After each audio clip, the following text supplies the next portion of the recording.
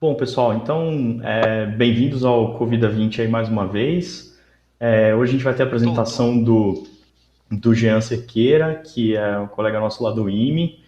Ele vai falar sobre geometria diferencial sintética e anéis sem infinito. E o Jean mandou hoje, bem cedo, um texto aí preliminar da apresentação, e eu ganhei a minha manhã lendo esse texto, não só por encontrar já de cara uma das melhores citações sobre coordenadas e geometria, mas porque o texto é realmente muito bom e eu fiquei bastante feliz assim de lê-lo. Então, Jean, muito obrigado por aceitar o convite de participar e vamos lá.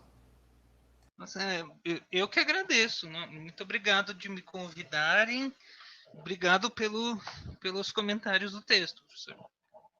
Bom, começando, né? A gente vai tratar um pouco, vai procurar dar um panorama da geometria diferencial sintética, porque ela que serve de motivação para a introdução do estudo de anéis sem infinito, que é a minha atual área de pesquisa.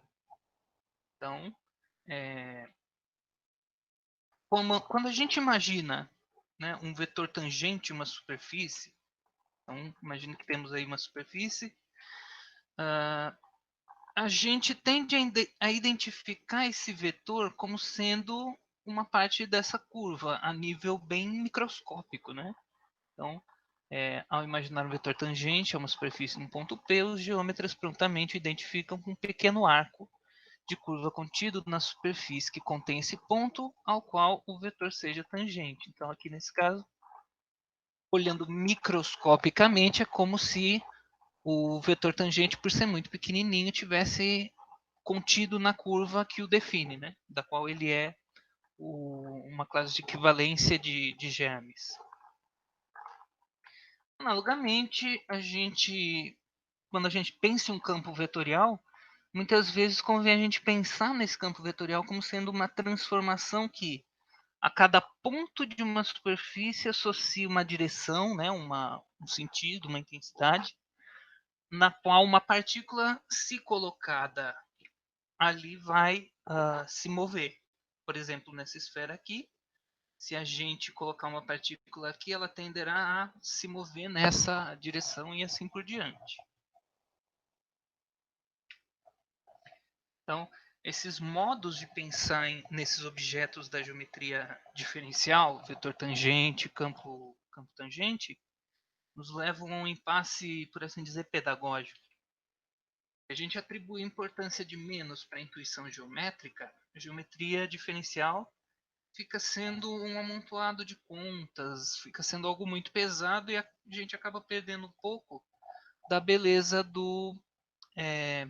da beleza da intuição.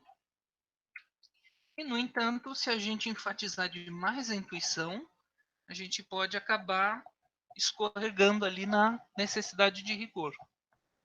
Então, para encontrar algo que medie essas duas coisas, a gente pode usar a geometria sintética, que além de ter uma importância para a matemática em si, dá uma solução para esse impasse aparente da seguinte forma.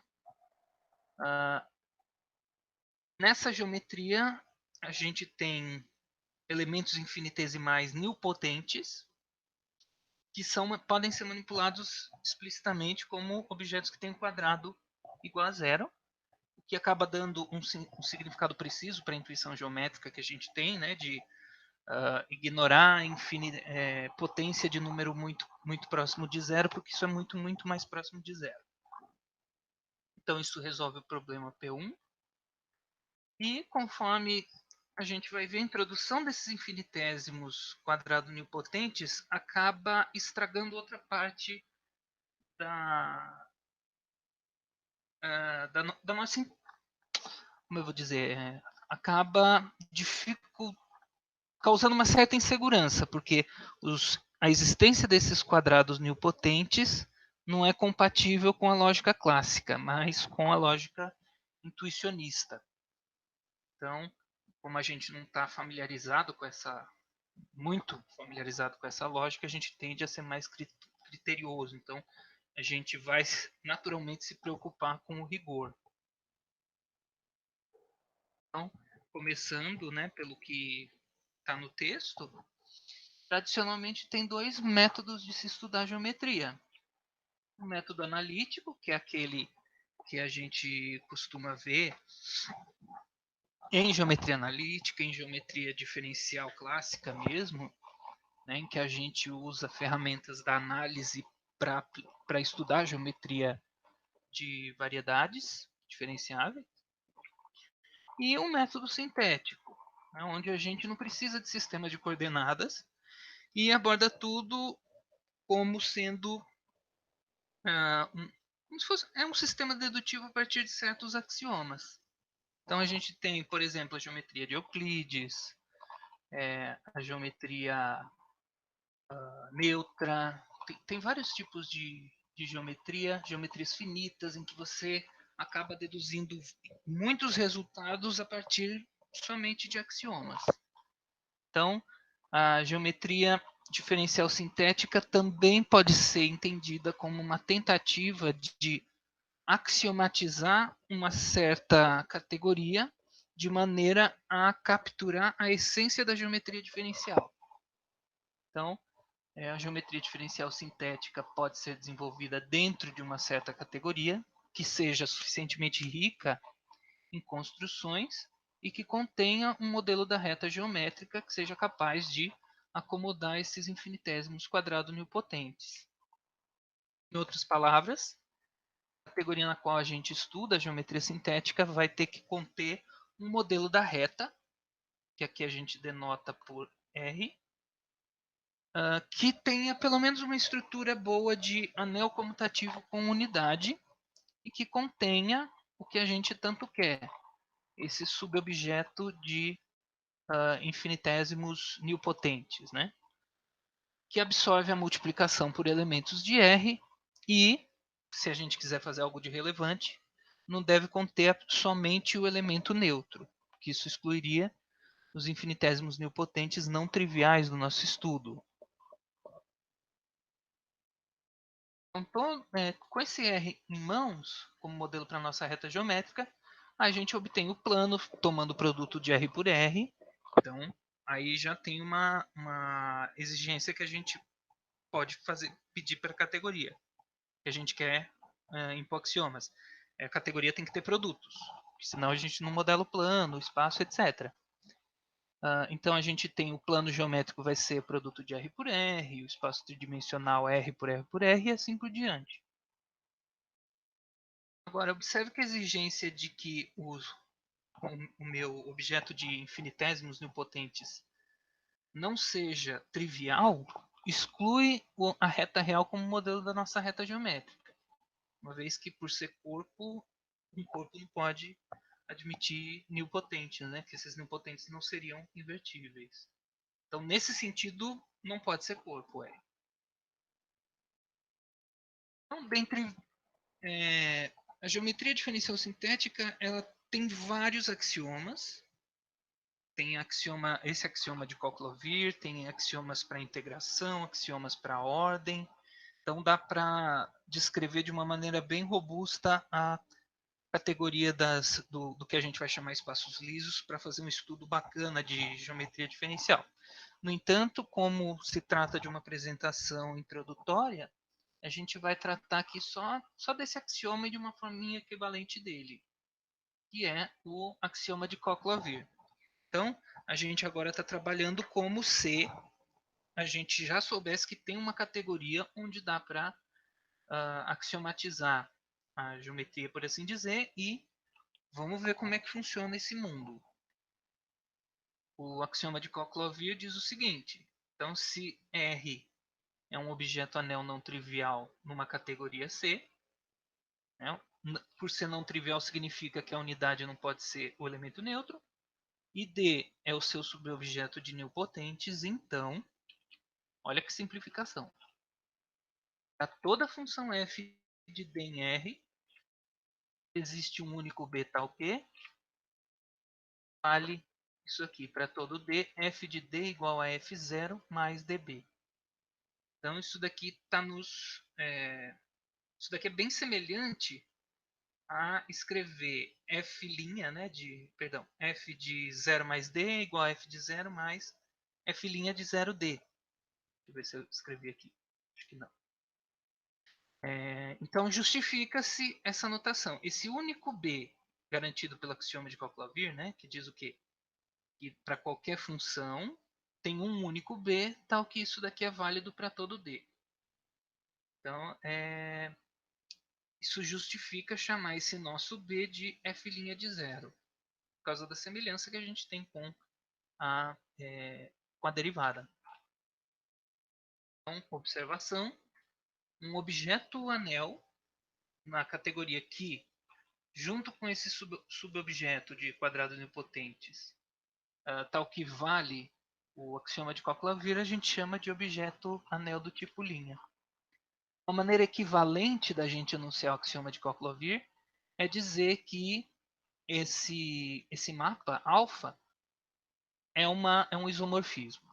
Né? Então, dado qualquer função aqui, né, de D em R, eu sou capaz de encontrar um A e um B. No caso, o A vai ser o f de 0 e o B vai ser aquele único elemento tal que aquela igualdade que é satisfeita. Ao que o alfa desse par é igual ao f. E, bom, isso é equivalente, portanto, ao axioma de Cockle-Lawvere. É interessante essa forma do axioma porque ela acaba sendo mais simples, mais externa. A gente não precisa extrair de lá de dentro algum elemento para olhar o que está acontecendo com aquele elemento. Se a gente garantir um isomorfismo entre R cartesiano R e R a D, a gente diz que o objeto satisfaz o axioma de Cockle-Lawvere. Bom, com o axioma de Cockle-Lawvere dá para definir derivada, o que a gente entende. Né? Então, dado uma função de R em R, a gente toma essa função auxiliar para um dado A elemento de R, a gente toma esse g índice A, que a cada D leva em F de A mais esse Dzinho.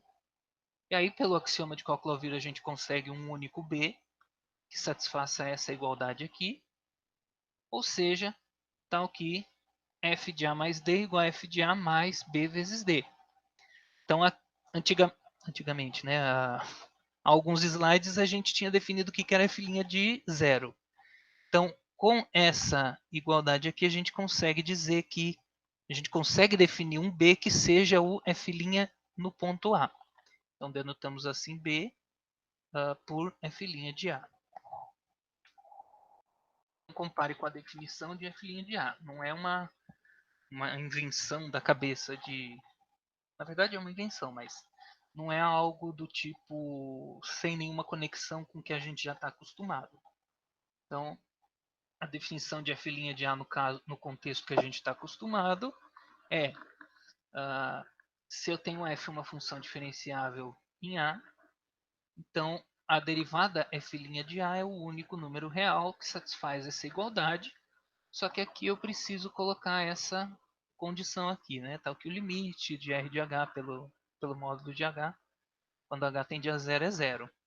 Então o axioma de Cockle-Lawvere, além de tudo, além de simplificar bastante, ele remove essa condição aqui que é meio desconfortável. Uma consequência interessante do axioma de Cockle-Lawvere é que se um dado anel do tipo linha satisfaz o axioma de Cockle-Lawvere, então toda função do anel nele mesmo é infinitamente diferenciável. Então ela é, de certo modo, de classe sem infinito. Toda função de R em R é lisa. Aí fica como um exercício que está no texto, né, que eu enviei, que para qualquer alfa e para quaisquer fg vale que a função derivada da soma é a soma das derivadas. Jean, Pois não. permite fazer uma pergunta. Se eu tenho uma f, então eu tenho f' de x, certo? Sim, sim. E eu posso... Por que eu posso definir o morfismo que vai de x em f' de x? Por que isso é morfismo na categoria? Peraí. Você se refere a... Né? Se eu tenho, você definiu a derivada em qualquer ponto, né? Que é esse GA, né? Isso. Ah, isso. Então eu tenho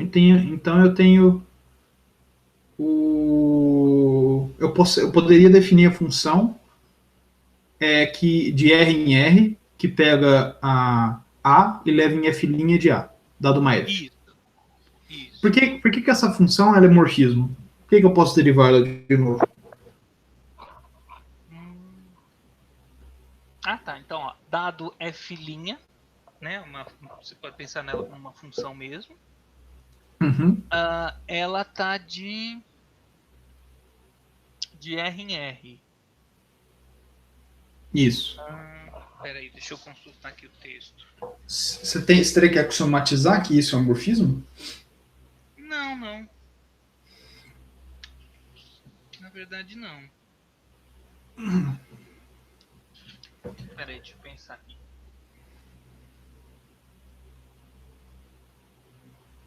Eu acho que... Sabe que eu nunca parei para me perguntar por que o F' seria morfismo? Estaria na categoria, mas eu acredito que seja porque ela... Uma vez que você tem uma regra unívoca e... Como é que chama? Ela é unívoca e total. Então, para todo membro de R, você encontra um único membro de R que está associado a ele. Então, isso define uma relação unívoca e total. Portanto, é uma função.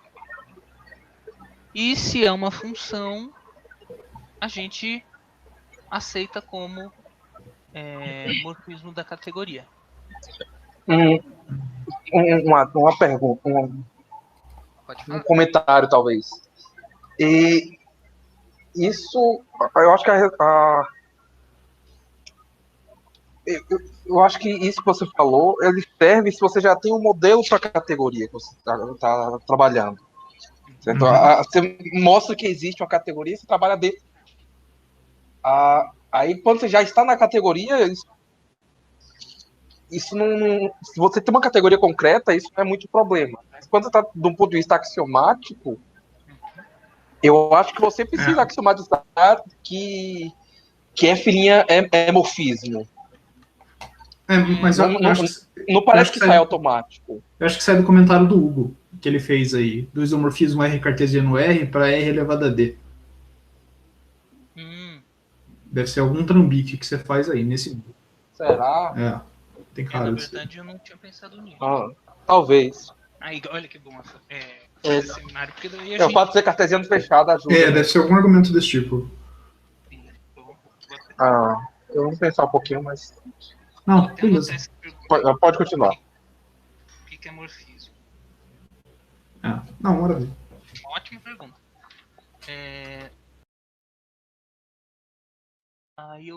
Assim, né? Daí vale todas as regras de derivação que a gente já está acostumado. Agora, se a gente for usar a lógica clássica, a gente tem o princípio do terceiro excluído, né? Que diz que qualquer proposição ou a negação dela é verdade. Isso é uma tautologia. Ou equivalentemente, que negar duas vezes corresponde a afirmar. Implica em afirmar. Então é válido dizer, se a gente está assumindo a lógica clássica, tem o princípio do terceiro excluído, que dado um D, um membro desse objeto D, ou bem ele é zero, ou bem ele não é zero. E zero está em D, porque zero ao quadrado é zero. Sendo assim, a gente consegue deduzir do axioma de Coque-Love e do princípio, usando o princípio do terceiro excluído, o seguinte, que se R satisfaz o axioma de Coque-Love, ele tem que ser o anel trivial. Então, a gente prova como segue, né? Vamos mostrar que D é o unitário zero. Então, a gente consegue montar esse morfismo, f de D em R, que leva D em zero se D for zero e em 1 se D for diferente de zero. Existe pelo axioma de Cockle-Looper, D está aqui para todo D em D, F de D é B vezes D. E se existir algum D que não seja zero, então a gente pode escrever 1 é igual a D vezes B. De modo que, elevando ao quadrado, né? 1 ao quadrado é igual a D vezes B ao quadrado, que é D quadrado vezes B quadrado, mais D quadrado é zero, é igual a zero. E aí a gente conclui que 1 é igual a zero e R é, portanto, o anel trivial. Então, a gente conclui disso que não dá para conciliar essas duas coisas, o axioma de Cockle-Looper e a lógica clássica. Se a gente quiser admitir o axioma de Cockle-Looper e obter consequências relevantes, a gente não pode fazer isso usando a lógica clássica. Então, a gente note que o ponto central do argumento está em definir isso daqui como função. Se eu não tivesse o princípio do terceiro excluído, eu não garantiria que isso totaliza, essas duas condições totaliza o D. Né? Ou seja, D não seria composto apenas de elementos tais que eles são zero ou não são zero. Então, é aqui que entra o princípio do terceiro excluído, na construção dessa função que me permite deduzir que o anel tem que ser trivial. A gente não pode fazer geometria sintética com a lógica clássica, mas a gente não tem por que se preocupar muito com isso. A lógica que a gente precisa, ela é igual à nossa lógica que a gente está acostumado a usar, só que a gente não pode usar o princípio do terceiro excluído, portanto a gente não pode fazer demonstração por absurdo e também a gente não pode admitir o axioma da escolha, porque o axioma da escolha implicaria no princípio do terceiro excluído e a gente não pode ter ele no nosso ambiente, senão o anel fica trivial. É necessário, assim, adotar o axioma em categorias munidas de uma lógica menos restritiva, sem o princípio do terceiro excluído. Não podemos, assim, admitir o axioma de Cockle-Looper numa categoria como a dos conjuntos e funções, uma vez que a lógica interna dessa categoria é a clássica. Então, essa daqui é aquela Já, formulação. você me permite o argumento, voltar naquele argumento do 3 e 4 slides para trás. Eu não sei se eu processei direito. Esse aí. Mais para baixo. Por que essa função, tipo... Por que ela é para qualquer morfismo de D em R? Por que é? Você simplesmente declara. Né? Eu sei que R tem elemento neutro e elemento unidade. E eu assumo que D tem pelo menos o elemento neutro. Então, eu posso definir essa função categoricamente, né? Dá para definir ela sem... Sim. É porque o que eu estava pensando é... Característica. Como se fosse uma função característica, né? Do subobjeto. Sim, mas aí você precisa em essência, você está supondo que, meio que fugindo assim, você está supondo que seu topos tem o objeto, tem um objeto quantificador de 7, assim, né? Em essência, né? Para você poder construir esse animal. Né? Para você ter a função característica. Fazendo formalmente, assim, né? Para você construir esse morfismo. Sei, categorialmente, assim. Sim. Aí a gente já está assumindo que aí tem toda uma semântica que dá para fazer. Mas em essência você está supondo que esse anel R, ele é um objeto anel dentro da categoria 7, né? Isso. Então ele tem o 0, tem o 1. Não, maravilha. Aqui, né? Então, essa forma aqui é aquela formulação alternativa do axioma de Cockle-Looper que eu havia apresentado para vocês e falado que ela é bastante útil, porque ela é mais fácil de se verificar nas categorias. Bom, a proposição anterior nos diz resumidamente que é possível provar, né, que não é verdade que para todo D ou B em D é 0 ou B em D é diferente de 0. Então, esse Dzinho ele seria uma coisa meio... Como é que eu vou falar isso sem parecer charlatão? Meio quântica. Você não consegue observar os elementos de D, você não consegue apontar onde cada elemento de D está. Então, D a gente pode ver como estando contido em R, só que a gente não é capaz de apontar um elemento de D. Então, a gente, olhando para um elemento de D qualquer, não é possível dizer, olha, ele é zero ou... Aliás, se ele não é, ele é zero, ele não é diferente de zero. Então, a gente tira a observabilidade do D. Podemos, com a ajuda desse nosso D, no entanto, definir precisamente o que significa dois pontos x, y estarem infinitamente próximos. Da seguinte forma, dois pontos x e y em R são pontos vizinhos ou infinitamente próximos, se a diferença deles está em D, ou seja, se a diferença deles é tão pequenininha que o quadrado da diferença deles dá zero. Aí se trata de uma relação que é reflexiva, simétrica, mas não é transitiva, mas é algo interessante de verificar.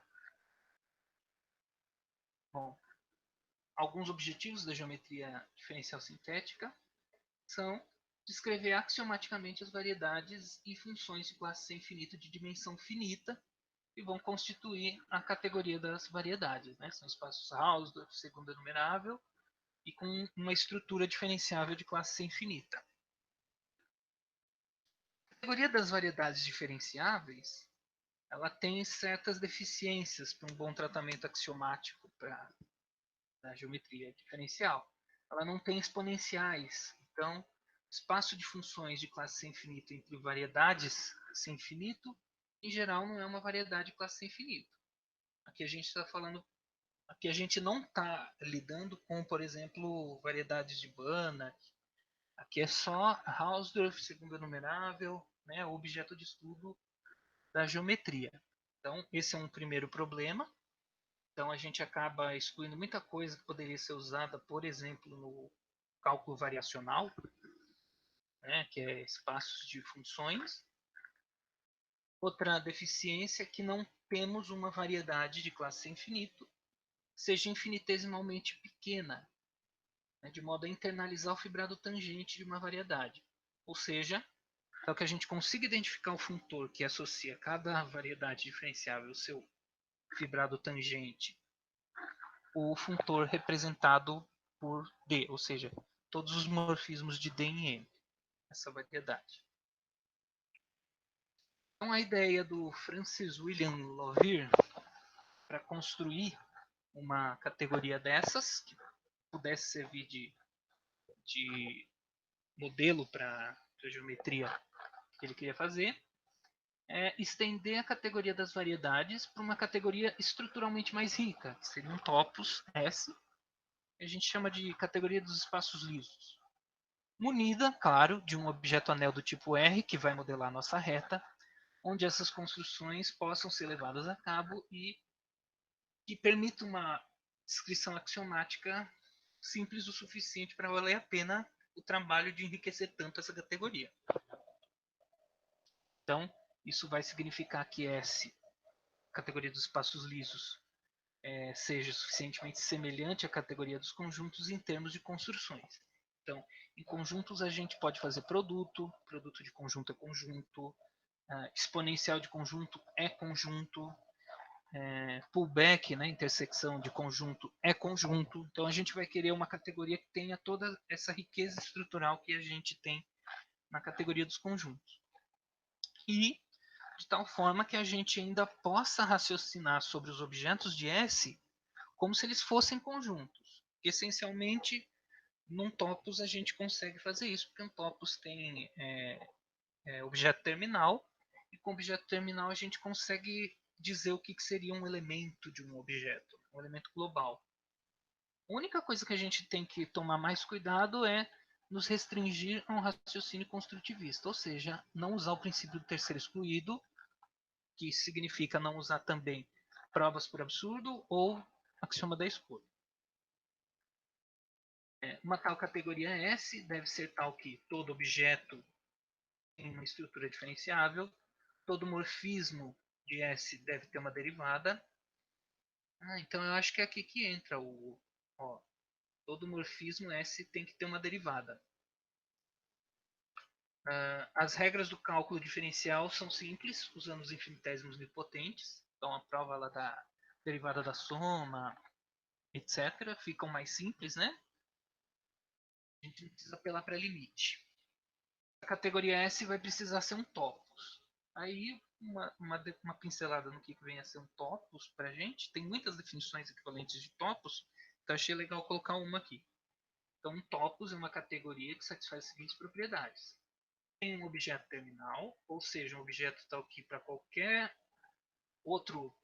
objeto na categoria existe um único morfismo desse objeto em um. Essa categoria tem que ter pullbacks. E tendo objeto terminal e pullbacks, é equivalente a falar que tem todos os limites finitos. Então você tem produtos e por aí vai. E tem que ser cartesiano fechado, ou seja, para todo objeto X a gente tem um funtor exponencial que é adjunto à direita do funtor produto.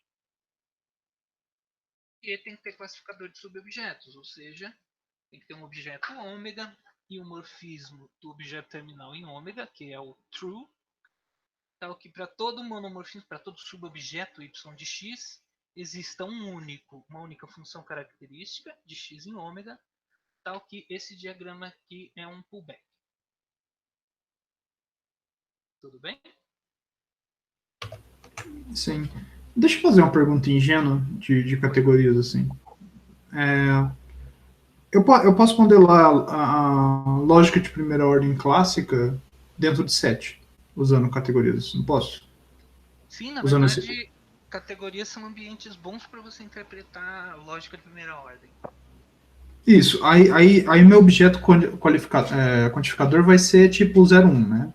Se eu for fazer lógica de primeira ordem, tipo, não intuicionista, usual. E como é que funciona a intuicionista? Qual que é o objeto que você coloca? Classificador? É. Ou é tipo um arbitrário, assim, que não é 0,1. Bom, aí você pode ter. Eu teria que dar uma olhada aqui no meu livro É legal ver explicitamente, né? Porque tipo, eu nunca vi. Eu fiquei com essa curiosidade. Ó, eu vou fazer o seguinte. Então, eu vou anotar e vou colocar um exemplo na apresentação. Tá bom, tá bom. Tudo bem? Tá, não, ou senão você passa uma referência depois. Passo, pode deixar. Vou dar o topoi. Mas depois eu passo. Tá bom, obrigado. Nada. Bom, e aí a gente. Essa é a definição de classificador de subobjeto, né, que é o ômega, que é constituído dos valores verdade. Então, para todo monomorfismo, existe então dado qualquer subobjeto de x, sigma, né, que é um monomorfismo em x, tem um único key, tal que esse diagrama aqui é um pullback. Né? Esse daqui é o único morfismo chegando no objeto terminal, porque ele é o objeto terminal, e esse daqui ele vem de fábrica, que é a seta true. Bom, alguns exemplos de toposes ou topoi. Uma polêmica aí no plural. Exemplo, se C é uma categoria pequena, ou seja, tal que os objetos dessa categoria são um conjunto, então a categoria dos funtores de C na categoria dos conjuntos é um topos, que a gente denomina topos de prefeixe sobre C. Então, prefeixe não é para assustar com o nome, é só um funtor de C em conjuntos aqui. Dado um espaço topológico, X tal, categoria dos feixes sobre um espaço topológico acaba sendo um topos. E dá para generalizar, né, a noção de espaço topológico quando a gente define feixe.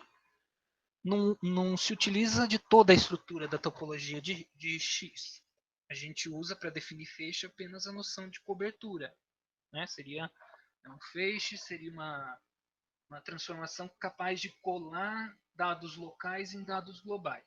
Então a gente decompõe um aberto numa cobertura de outros abertos, e a informação de cada um desses pequenos abertos que recobrem pode ser globalizada. Então, a gente pode estender isso para o contexto das categorias ao definir o que vem a ser cobertura para um objeto numa categoria. Então, quando a gente tem isso, né, o análogo então do espaço topológico para fazer feixe seria uma categoria munida de uma noção de cobertura para cada objeto. E uma categoria munida de uma noção de cobertura para cada objeto a gente chama de sítio ou site, né? Então, dado qualquer sítio pequeno,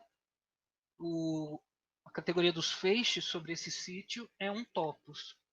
Os topos que são desse tipo a gente chama de topos de Grothendieck. Então, finalmente, agora sim, agora a gente pode delinear o que a gente está procurando mais precisamente. Um modelo para geometria diferencial sintética tem que ser um par, onde essa categoria é um topos, R é um objeto anel comutativo do tipo linha, ou seja, satisfaz o axioma de Cock-Loovier. O subobjeto tem que ser exponenciável, né, esse de quadrados nilpotentes, ou seja, para todo objeto do topos eu posso tomar essa exponencial. Isso é importante porque eu quero internalizar o funtor fibrado tangente. Então, se eu pensar em A como sendo um espaço liso, então eu quero que o fibrado tangente a A seja todos os morfismos de D em A. E o objeto D é pequeno. Esse pequeno, na verdade, a definição disso é dizer que o funtor representado aqui por D preserva todos os limites indutivos, ou limites diretos. O primeiro exemplo de um topos que satisfaz essas propriedades é bem simples. Tão simples que não é útil na geometria diferencial. Então, tomemos a categoria das R-álgebras comutativas finitamente apresentadas, que são as quocientes de anéis de polinômios em R. É número finito de variáveis por ideais que sejam finitamente gerados. Então, trata-se de uma categoria pequena. A gente toma o topos de pré-feixes, todos os funtores de R-álgebras em conjunto. O exemplo mais trivial de funtor de R-álgebras em conjuntos é o funtor esquecimento, né? Eu pego uma R-álgebra e levo no conjunto subjacente àquela R-álgebra. Então, o topos de pré-feixes de R-álgebra, né, tem como objeto anel do tipo linha, o nosso modelo da reta, o funtor esquecimento, que é esse R. Pode-se demonstrar, e está no texto base, que o funtor esquecimento ele é representado pelo funtor dos homomorfismos do anel de polinômios em uma indeterminada. Ou seja, R é um funtor representável. Esse tipo de funtor é bastante útil porque ele de fato preserva todos os limites, tem uma porção de boas propriedades. A classe legal de R-álgebras é a classe das álgebras de Weyl. Então, uma álgebra de Weyl é uma R-álgebra local. Por ser local quer dizer que tem um único ideal maximal. Que enquanto R espaço vetorial tem dimensão finita e que pode ser decomposto dessa forma, né? R soma direta com M. Um morfismo de álgebras de Weyl é simplesmente um morfismo de R-álgebras que vai preservar o elemento identidade. A categoria das álgebras de Weyl e seus morfismos será denotada por esse W cursivo. Como exemplo de uma álgebra de Weyl, temos os números duais. Esses números são construídos de uma maneira bastante similar ao que a gente faz com o número complexo.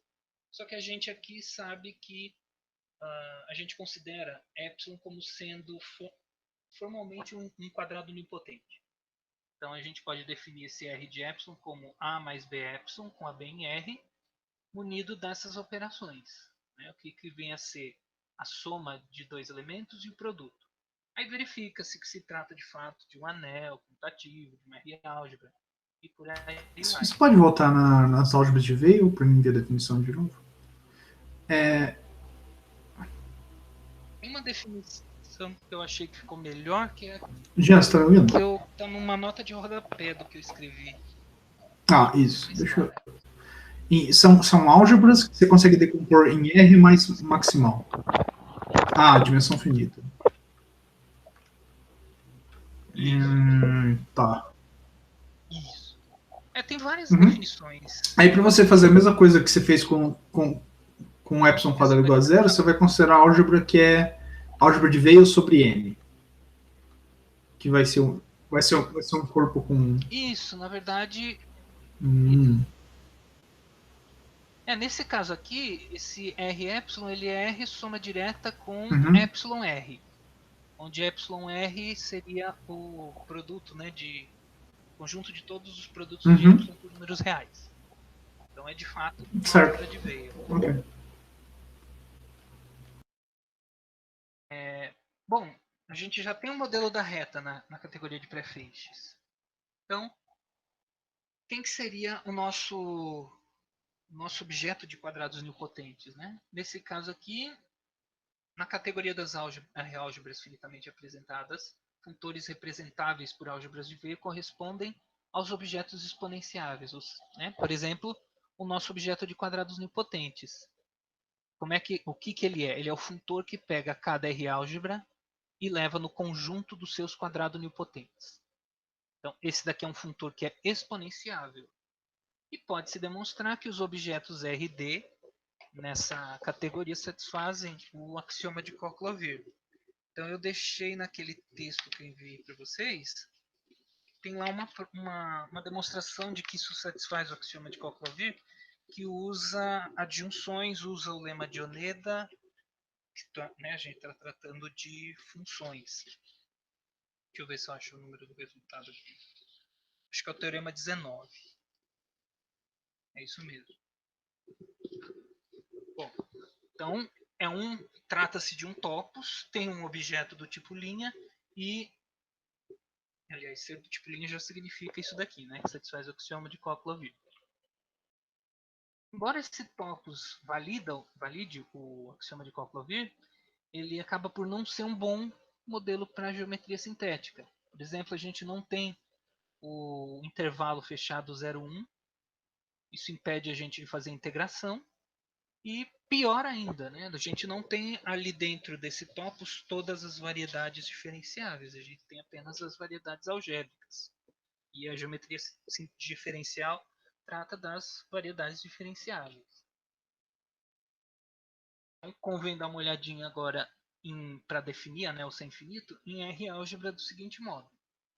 R-álgebra a gente pode enxergar como sendo um conjunto que, para cada número natural, interpreta polinômios de n indeterminadas. Então, satisfazendo todas as igualdades entre composições de polinômios reais.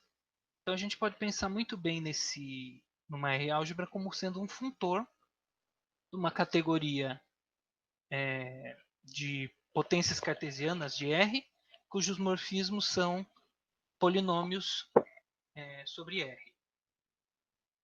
Então, a parte de preservar a composição aqui vem do fato de ser funtor. Então, para obter um modelo melhor para a geometria sintética, a gente substitui a definição acima. Aliás, a gente substitui na definição acima os polinômios, que são os morfismos estudados por R-álgebras, pelas funções lisas, que são os morfismos estudados pela geometria diferencial. Com essa definição aqui. A única coisa que muda da definição de R-álgebra para a definição de anel sem infinito é que, ao invés de eu considerar as funções polinomiais entre as potências cartesianas de R, eu considero qualquer função lisa. Então, o anel sem infinito é um funtor capaz de interpretar na categoria dos conjuntos qualquer função lisa entre espaços que são potências cartesianas de R. Então, só para ver se eu entendi, assim, pensando em variedades. O meu anel sem infinito seria C infinito M, são funções suaves da variedade em R. E esse mapa seria C infinito M elevado a N, em C infinito M, que é pegar uma função suave de Rn e compor, em essência. Ah, tá. Você tá falando no nível de Pegando um exemplo caipira para me entender. Peraí. Então, Né? É assim, simplesmente compor, né? essa ideia na verdade, a ideia do Lovir é a melhor. Que era qual? A gente pega uma categoria para ser o modelo que a gente Uhum, quer interpretar e uhum, pega funtores que preservam produtos para interpretar ela em outras categorias, por exemplo, em conjuntos. Então, como exemplo, a teoria das R-álgebras. A gente pode pensar, ó, a teoria das R-álgebras seria a teoria que estuda as funções polinomiais entre potências cartesianas de Rn. E o que o Lovir acaba definindo é, de fato, uma R-álgebra como sendo um funtor dessa categoria que me serve de modelo na uhum. categoria em que eu quero interpretar. Então, Certo. né, aí a gente pode expandir para anéis sem infinito, trocando polinômios por qualquer função lisa. Uhum, uhum. E nesse sentido, anel sem infinito generaliza R-álgebra, porque note que como a soma é uma função lisa, né, de R2 em R, o produto também é liso, tudo, né, todas as funções polinomiais são, de fato, funções lisas, então a gente consegue interpretar R-álgebras como sendo anéis sem infinito. Perdão, Certo.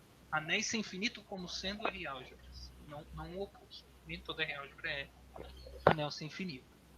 Uhum. Mas eu entendi a filosofia. São as R-álgebras, Uhum. tal que um anel sem infinito é uma R-álgebra que tem essa propriedade, em essência, assim, que ela se Isso. comporta como se fosse o sem infinito M, no caso suave, assim. No caso algébrico, ela se comporta como se fosse a álgebra de polinômios, em essência.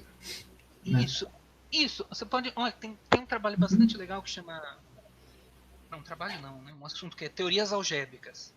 Uma teoria algébrica é uma teoria que não tem símbolos relacionais. No caso, a teoria dos anéis, teoria dos grupos, teoria dos corpos não dá, mas teoria dos anéis, dos grupos, dos anéis sem infinito, são todas teorias que não têm uma relação de ordem, por exemplo. Então, toda teoria algébrica você consegue interpretar como sendo um funtor desse tipo. Depois eu posso Certo. passar uma referência também, que é algo bem Não, interessante. isso é bem interessante. É um jeito legal de ver. Não, beleza. Bom, aqui, né? Uma vez que a gente definiu o objeto, vamos definir o morfismo.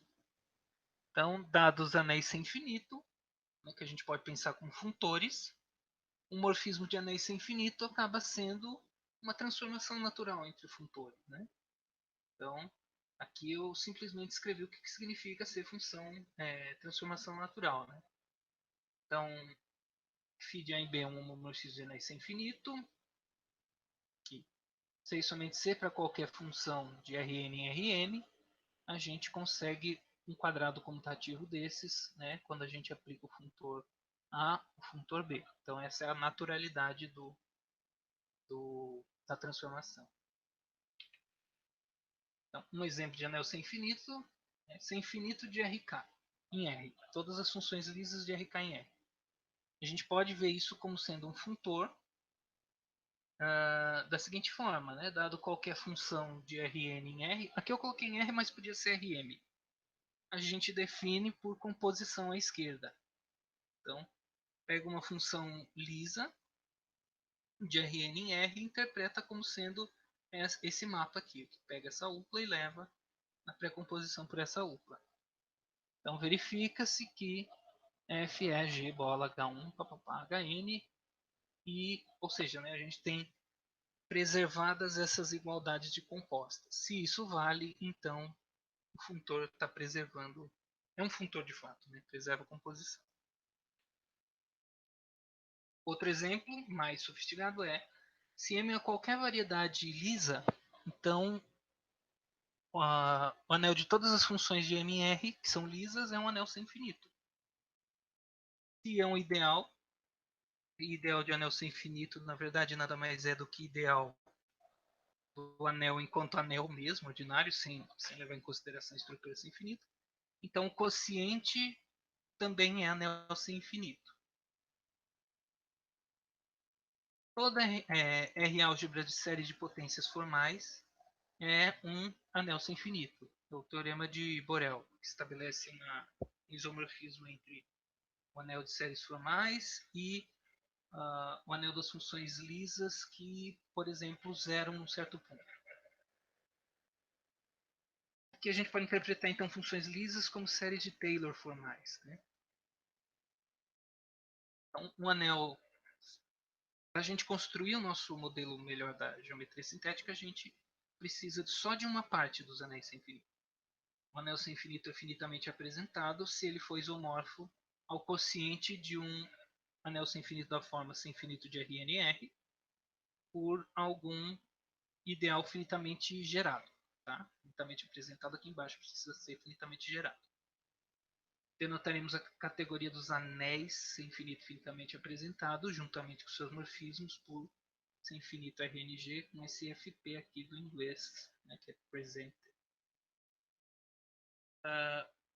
Agora sim, a gente consegue, né? Lembra que a gente queria expandir a categoria das variedades para uma categoria que servisse de modelo para geometria sintética. Então, o primeiro passo é mergulhar as variedades na categoria dos anéis sem infinito finitamente apresentados. Que a gente faz dessa forma aqui, né? A gente pega uma variedade e leva no anel das funções lisas de M em R e que pega um morfismo, né, uma função lisa entre duas variedades e leva nessa aplicação de anéis sem infinito. Esse funtor ele é pleno, né? Ele é pleno, ele é fiel e aplica. Deixa eu explicar. Pleno significa que ele é sobrejetor nos morfismos. Fiel significa que ele é injetor, né, também na parte de morfismos. E aplica pullbacks transversais sobre pushouts. Então a gente tem uma interseção transversal de variedades. É variedade. Ele aplica essa interseção transversal de novo, em um anel sem infinito. Então, esse funtor M aqui de mergulho é capaz de mergulhar a categoria das variedades de modo pleno e fiel, contravariantemente, na categoria dos anéis sem infinito finitamente apresentados. Aí a gente, em analogia com o que a gente estava fazendo, vamos pegar o topos de pré-feixes de anéis sem infinito finitamente apresentados. Então a gente já enriqueceu mais um pouco aquela categoria, né? Primeiro mergulhamos variedades como anéis sem infinito finitamente apresentados e agora vamos mergulhar os anéis sem infinito finitamente apresentados como pré-feixes. Então esse mergulho a gente faz com o funtor de Oneda. Aqui faltou um sem infinito FP aqui em cima. Então ele mergulha um anel sem infinito finitamente apresentado, enquanto um funtor, lembrando que aqui está faltando uma cópia disso aqui, né? Na verdade isso daqui é... Não, tá certo. Isso é 7 elevado a sem infinito anel FP. Então ele pega cada anel sem infinito e mergulha como sendo o funtor representado por aquele anel sem infinito. O mergulho ele é contravariante, né? De novo ele inverte a ordem dos morfismos. E ele também é pleno, fiel e preserva pullbacks transversais. Pode-se demonstrar. Volta rapidinho. Ali. Você está vendo Ah, ok. Esse 7 elevado a ser infinito, ele é Ele é o S.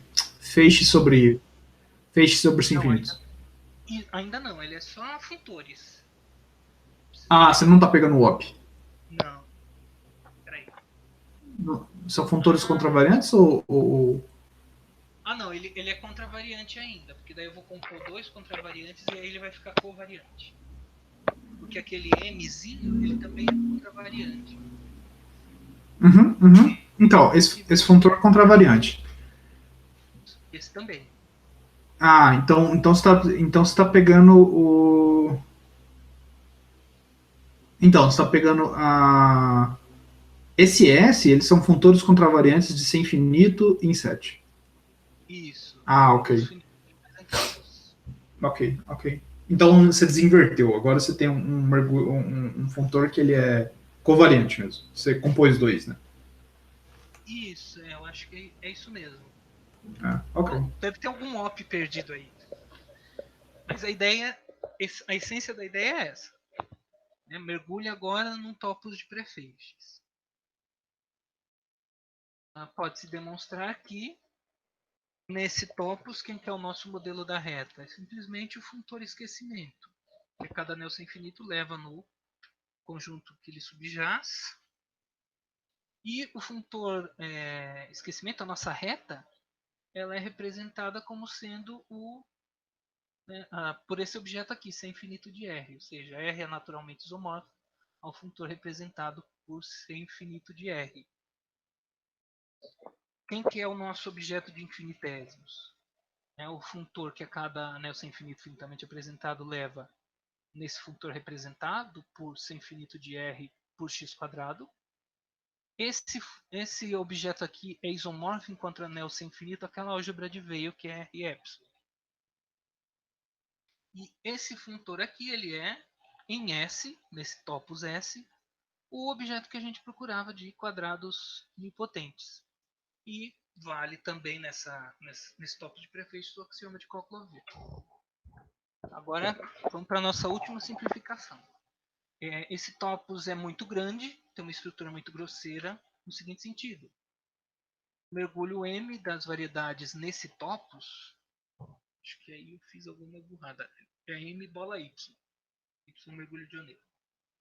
Não preserva alguns colimites interessantes, como coberturas abertas. Ele não leva cobertura aberta de variedades em sistema recobridor do topos. O objeto anel do tipo linha não é um anel local. A gente não consegue provar que se a soma de dois elementos de R é 1. Então, pelo menos um desses elementos é invertível.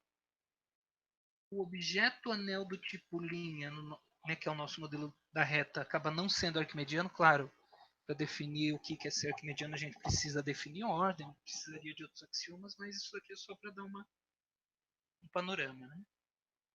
Então, como essa categoria é muito grosseira, tem todas aquelas deficiências, apesar de nessa categoria eu já poder falar do intervalo fechado, 0,1, então a gente vai ter que pegar uma coisa mais específica para servir de modelo para a categoria de espaços lisos.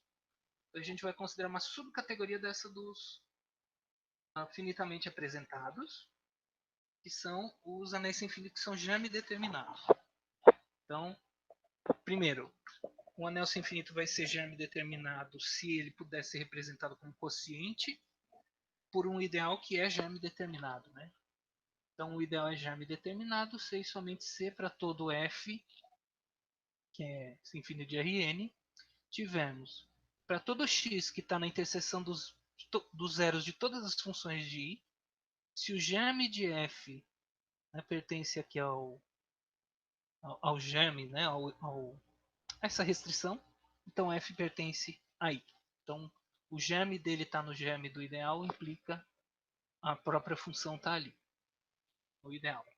A categoria dos anéis sem infinito dessa forma, em que I é um ideal germe determinado, com seus morfismos a gente denota por G. Não, você pode voltar? Qual é a intuição desse germe determinado? Eu não processei. É uma condição, é assim, você pode determinar se uma função está ou não no ideal, olhando para o germe dela.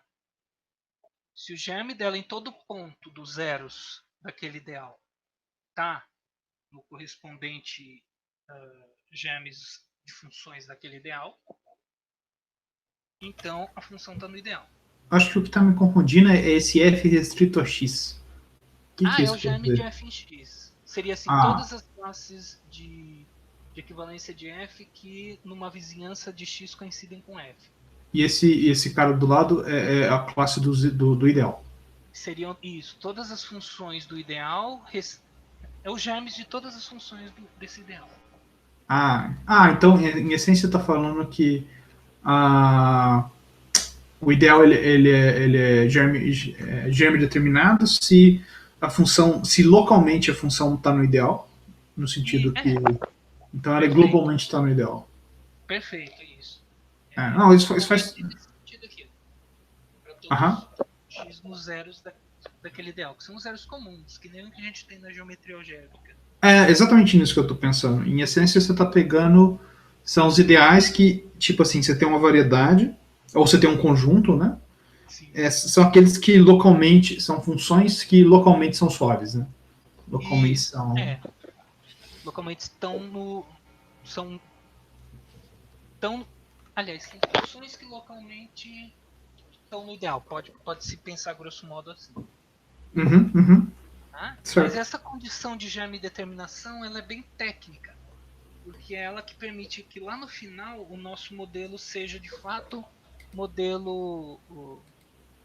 Que a nossa categoria obtida seja de fato cartesiano fechada. Certo. Bom, então, dado o ideal de ser infinito de Rn, ele não, mesmo que ele não seja germe determinado, ele tem uma espécie de fecho germe determinado itil, que é dado por isso daqui, né? São somas de famílias localmente finitas desse ideal. Isso daqui é o fecho germe determinado de um ideal qualquer, de ser infinito de Rn.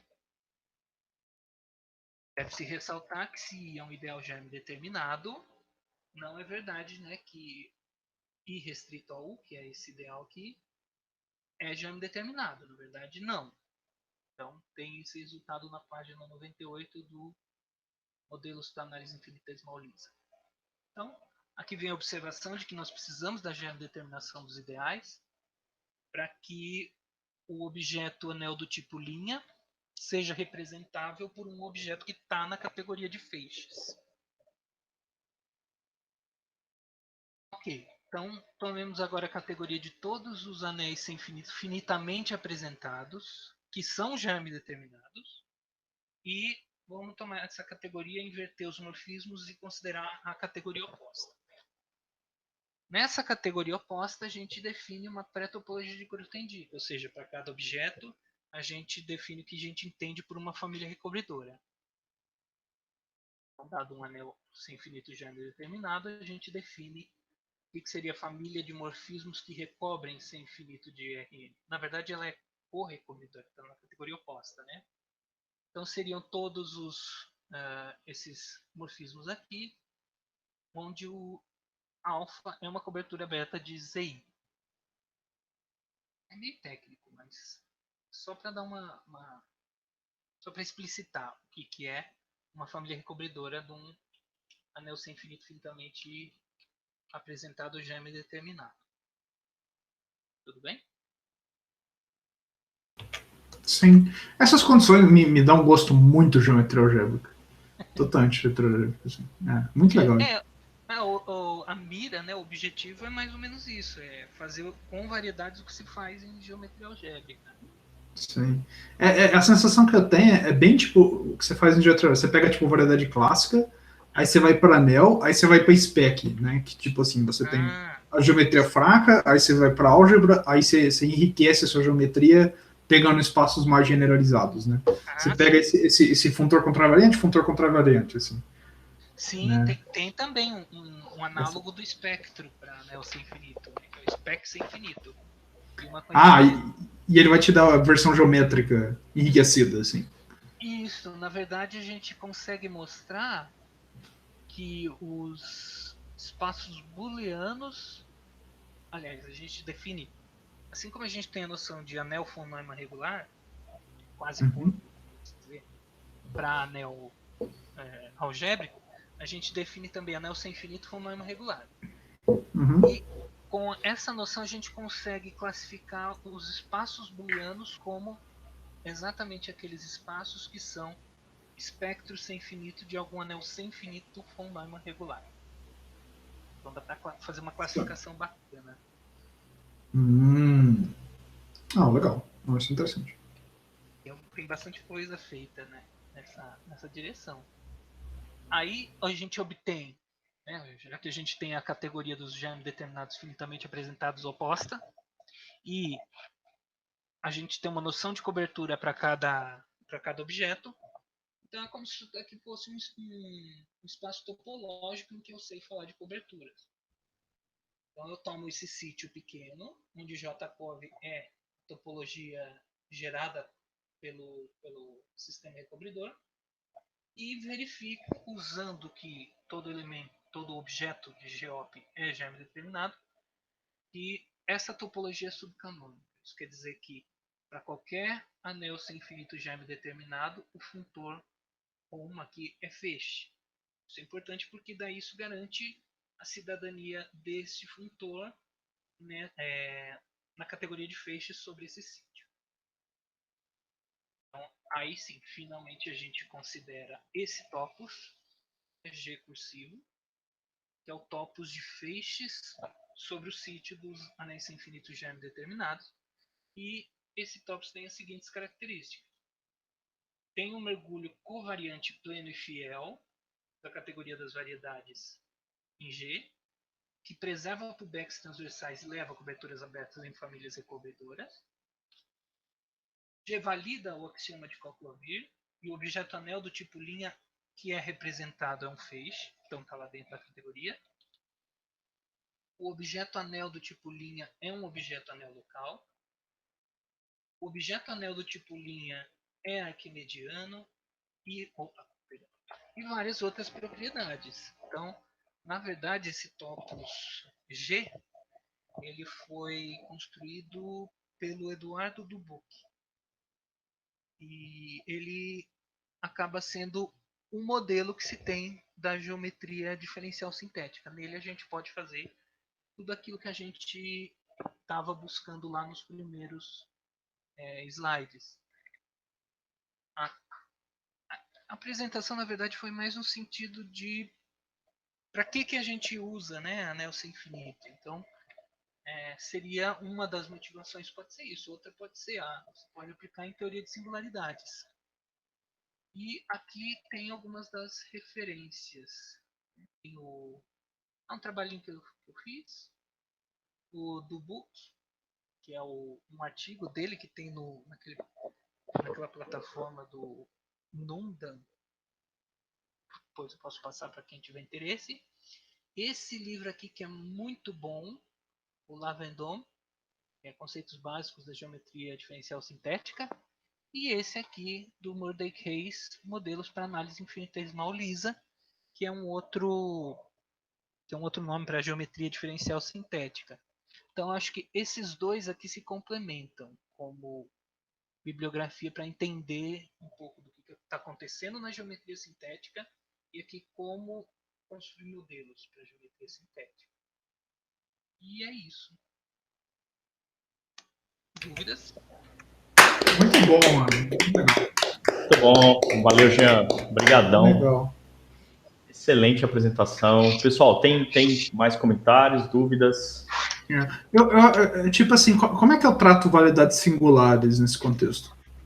Como é que eu ponho isso tudo assim? Era a minha pergunta, rapaz.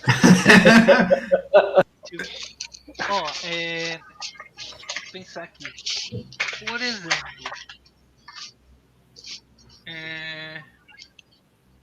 realmente você tem as variedades como uma subcategoria, né, dos anéis infinitos.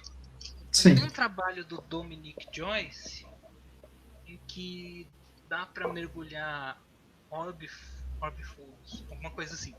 Orbifolds, não, que é o que o Grossi tem interesse, assim como eu. Que é o que a gente trabalha. Exatamente. A nossa pergunta, essa pergunta é uma relação direta. Ela tá é pro Orbifolds que a gente quer saber. Exato. O artigo que ele chama Algebraic Geometry over Infinity Rings. Já virou um livro. E lá ele talvez seja interessante, né, para vocês, essa parte de orbifolds. Agora, como mergulhar espaços singulares, eu acredito que não haja problema. Mas é uma boa pergunta. Aqui. Mas orbifolds são representados dentro dessas coisas? Sim. Para representar quocientes, né, a categoria... a categoria fechada, né? Ela é bem rica, dá para fazer quocientes, então acho que se você tomar os feedbacks transversais que são preservados. Então, se você pegar uma interseção não transversal de duas variedades, pode dar uma coisa muito feia, né? Por exemplo, o conjunto de campo. Como? E... Eu não tô ouvindo.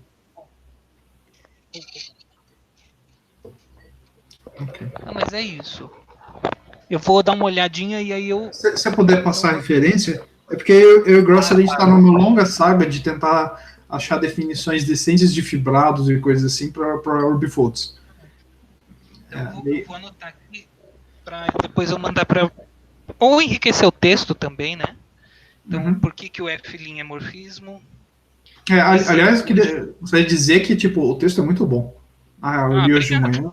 Muito bom mesmo. Não, falta fazer muitas correções ainda. Sim, é mesmo bom. Eu também li hoje cedo. Foi a primeira coisa que eu fiz no dia, por algum motivo. E é mesmo, muito bom. Eu comecei a ler e não parei até terminar. Que legal! Eu já li assim meio como uma obrigação, assim, deixa eu ver se tem erro.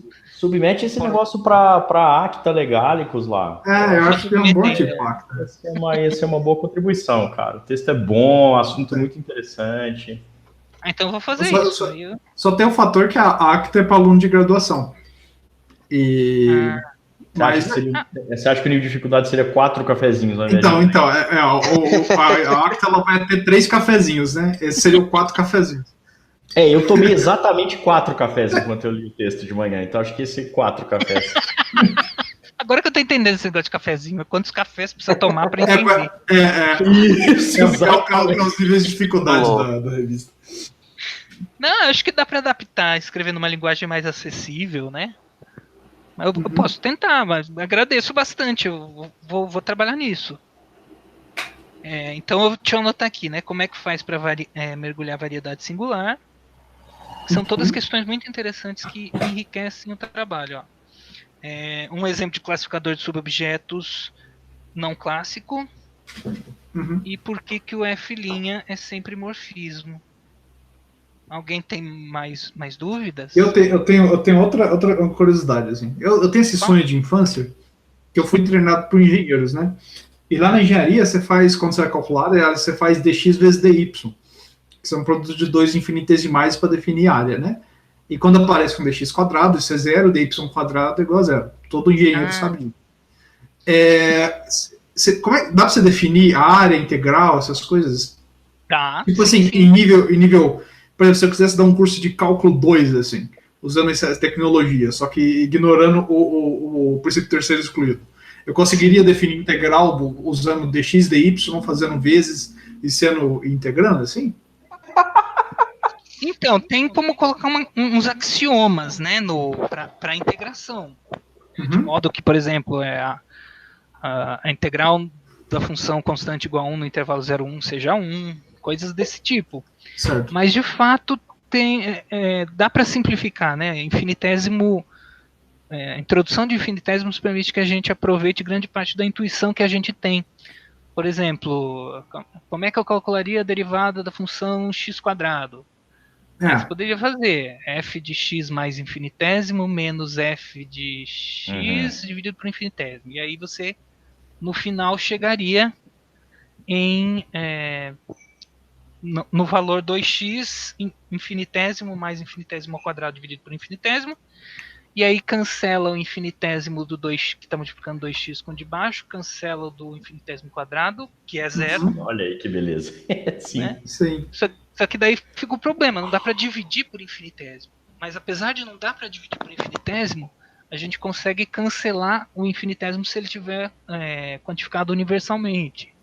Então dá para fazer dá para legitimar os raciocínios do Cartan, né, aquelas intuições que se tinha, com esses infinitésimos, tomando cuidado para fazer sempre a demonstração sem usar absurdo, lógica clássica.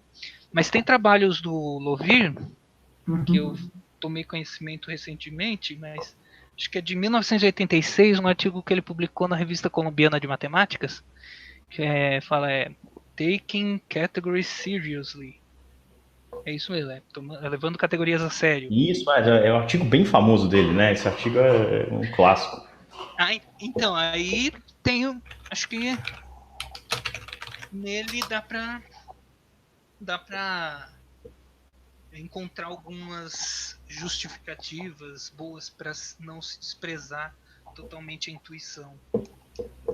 Tem também uma observação do trabalho do Sophus Lee, que geralmente acho que foi ele que disse, né, que a gente descobre pela intuição e depois a gente prova usando de uma maneira analítica. E aí com o aparato, né, da geometria sintética, então você pode ficar tranquilo porque o que você faz é legítimo. Então uma leveza na consciência você pode ter. Mas é uma boa, que é aplicações do cálculo. Aplicações do cálculo diferencial. Dá para simplificar, por exemplo, as regras de derivação. Sim. Ficam super simples. Dá para definir fórmula de Taylor. Mas o que eu tinha em mente era provar a coordenada polar. Você conseguiria provar. Sim. Porque lembra que na engenharia assim você faz dx, dy, aí você escreve dx em termos de dθ e tal. E aí você multiplica, cancela os quadrados e dá certo. Eita, pior que dá certo. É o sonho de todo engenheiro. E quando você vai para matemática, o pessoal vai lá, chega em teoria da medida, tem que provar aquele teorema complicadíssimo, que é o teorema de mudanças variáveis, assim. Sim. Tem que ter consciente de medida, né? Mas tem também um trabalho de análise de outro tipo, né? Que é do Abraham Robinson. Sim. Né, que tem infinitésimo, no caso, invertível. Né, que talvez seja melhor para esse contexto. Sim. Que é não standard análise, né? Isso, não standard, perfeito. Mas para geometria, acredito que, de fato, as ideias do Lovir sejam bem legais de se aproveitar, bastante intuição. Ok. Mais alguma pergunta, sugestão? Estou anotando aqui para mandar depois. Mais alguma pergunta, pessoal? Então vamos agradecer o Jean de novo. Não, pera. Temos mais uma pergunta. Eu tava esperando para ver se alguém tinha outra pergunta, porque só eu tava perguntando, mas eu tenho mais uma. Que é tipo assim, quando eu tava lendo o texto, você define curvatura. Você define conexão. Conexão, sim. E a conexão, ela come duas coisas, né? Dois, tipo assim, vetores locais, né? E ela você obtém um negócio que é tipo R elevado a D, né? Ou R elevado a D vezes R elevado a D. Eu não entendi o que isso tem a ver com a conexão usual. Isso eu não processei. As propriedades... pegar, por exemplo, aquele livro do Manfredo, Geometria Riemanniana, aí ele tem lá umas propriedades bacanas para conexão, que são, por exemplo, como se fosse linear na primeira coordenada, né? Sim. Você dá para comparar o que acontece localmente com esses axiomas aqui. Mas ali você está pensando que, tipo assim, ele come dois campos infinitesimais, assim, definidos infinitesimalmente, assim. Aí você está aplicando a conexão mesmo. Isso. Essa é a intuição. Tipo, você não está pegando um vetor parado, você está pegando um vetor que você sabe como é que ele se move infinitesimalmente, assim. Isso. E aí a distância é o D1 e o D2. Ok. E aí ela é linear no sentido... Ela é linear no sentido multiplicação por escalar nas duas variáveis. Isso. Perfeito. Tá. Não, beleza. Tem uma apostila também do Richard Kostek que tá na referência, em que ele trata disso bem detalhadamente. Tá, eu vou dar uma checada. A referência é o COS. Mais dúvidas? Mais alguma pergunta, pessoal? Bom, vamos agradecer o Jean de novo. Jean, muito obrigado. Foi excelente mesmo, muito bom. Obrigado.